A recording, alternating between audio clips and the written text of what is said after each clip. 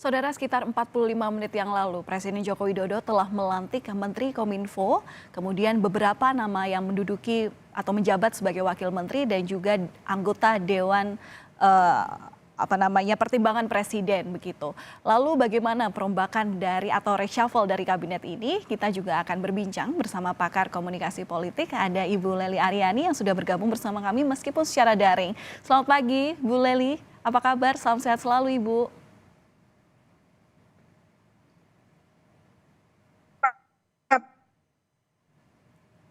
Selamat pagi, Bu Lely. Tadi suaranya sempat terputus. Apakah suara saya terdengar dengan jelas, Bu?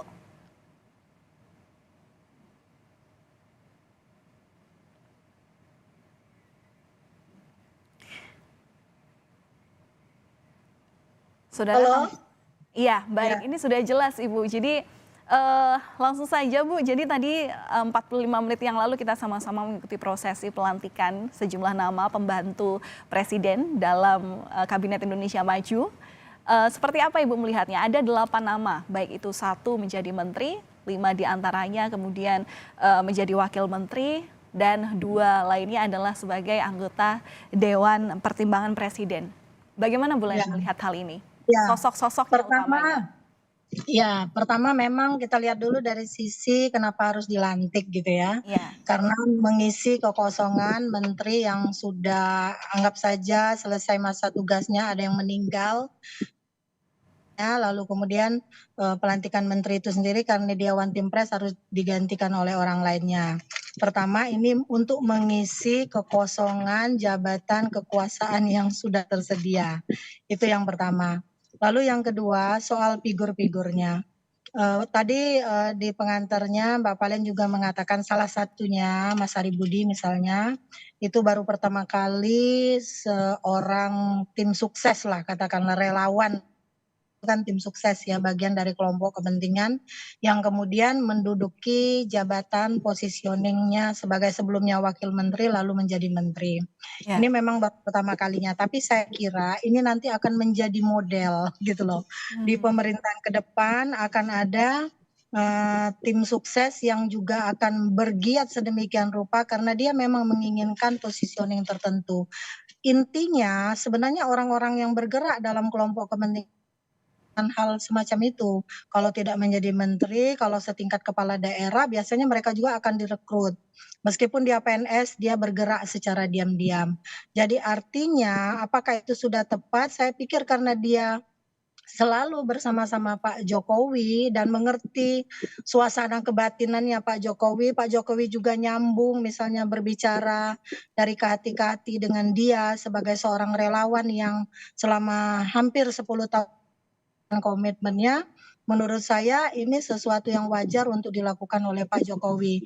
Anggap saja itu hadiah dari gerak politik yang sudah dilakukannya sebagai relawan.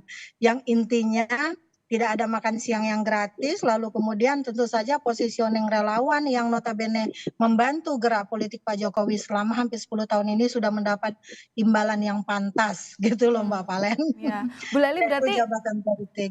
ya berarti dalam artian dalam hal ini Presiden juga melakukan politik balas jasa begitu? Bisa di-highlight Iya, seperti itu? makanya saya bilang dalam komunikasi politik itu kan saya tidak menemukan model komunikasi politik yang benar-benar merupakan model. Satu-satunya model kan tidak ada model.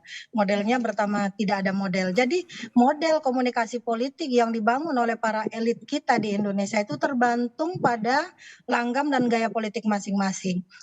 Komunikasi politik itu tidak lagi bisa dikonsepsikan sebagai linier, tapi dia bisa konvergen, sirkuler, bahkan transaksional. Jadi kata-kata transaksional yang barusan digarisbawahi oleh Mbak Palen ini adalah wujud komunikasi politik yang memang hampir berlaku di setiap tataran kekuasaan politik di tanah air ini, termasuk di level kepala daerah. Kita juga melihat dulu bagaimana di Pilkada DKI ada 87 misalnya tim percepatan pembangunan yang direkrut Pak Anies, mereka semua adalah rekrut kawan yang notabene mendukung Pak Anies. Demikian juga waktu zamannya Pak SBY. Pak SBY juga kan yang menjadi menteri itu adalah merupakan orang-orang kepercayaannya yang pastinya tidak mungkin menteri itu akan mengangkat orang yang bisa menyikut kakinya. Ya, Jadi komunikasi politik transaksional itu juga dibangun berdasarkan kepercayaan. Jadi artinya apa yang sudah dilakukan selama ini oleh orang yang akan direkrut itu sudah membuat relasi patron klien yang sedemikian kuat.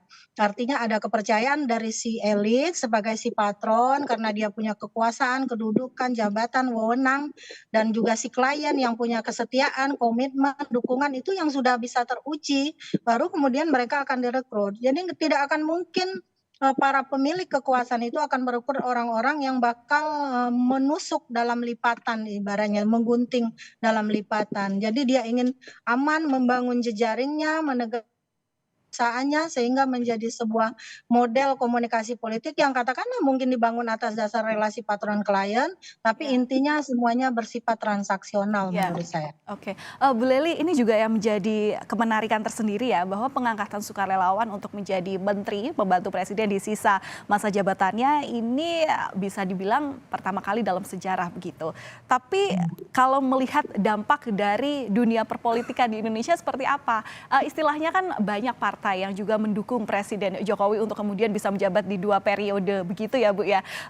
Adakah ini berdampak pada kecemburuan anggota partai koalisi yang lainnya? Ya. Ya, yang pertama kan kita harus sadari bahwa pengangkatan menteri itu adalah hak prerogatif presiden. Artinya sepanjang presiden itu nyaman terhadap figur tertentu, yang pastinya dia juga sudah menghitung nih berapa jumlah yang bisa mewakili partai koalisi pendukungnya yang mendukung Pak Jokowi selama ini. Entah itu partai yang mana saja. Saya kira semuanya sudah terakomodasi loh Mbak Palen. Artinya Mas Aribudi juga adalah sebelumnya wakil menteri, artinya juga mengakomodasi relawan.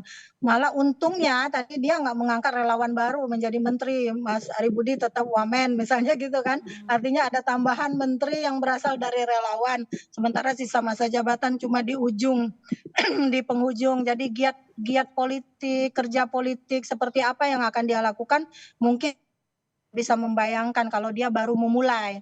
Nah, karena ini relawannya sudah pernah menjadi wamen, meskipun bidang kerjanya berbeda, boleh jadi dia sudah punya apa ya, punya pengalaman dalam menjalankan kekuasaan politik, sehingga dia juga mungkin membaca situasi, belajar tentang persoalan apa yang terjadi di Kementerian Kominfo karena jabatan barunya Oke. adalah di dan sekarang ada tambahan wamen misalnya gitu kan, sehingga dia kerja politiknya juga menjadi lebih ringan. Yang saya kritik juga kenapa harus ada wamen ya gitu ya. Harusnya ya udahlah cukup aja menteri sementara jabatannya tinggal tinggal 1 tahun lagi. Nah ini yang mungkin nanti efektif tidaknya mungkin akan ada evaluasi bagi pemerintahan selanjutnya, bukan bagi pemerintahan saat ini gitu. Oke, baik. Tentu harapan kita bersama adalah bagaimana para sosok terlantik ini kemudian bisa mempertanggungjawabkan posisi dan kepercayaan presiden untuk membantu sedemikian rupa meskipun waktunya memang cukup sebentar, mungkin kurang dari 1 tahun. Dan Terima kasih. kata kuncinya Mbak Palen jangan bermasalah lagi di Iya, sisa masa jabatan itu saja. iya itu harapan kita bersama ya Bu ya. Terima kasih Ya. Bu Terima Lely kasih Aryani sudah sama-sama. berbagi informasi bersama kami di Breaking News Kompas TV. Kita ketemu lain waktu Bu. Salam sehat selalu untuk Ibu dan juga keluarga. Terima kasih.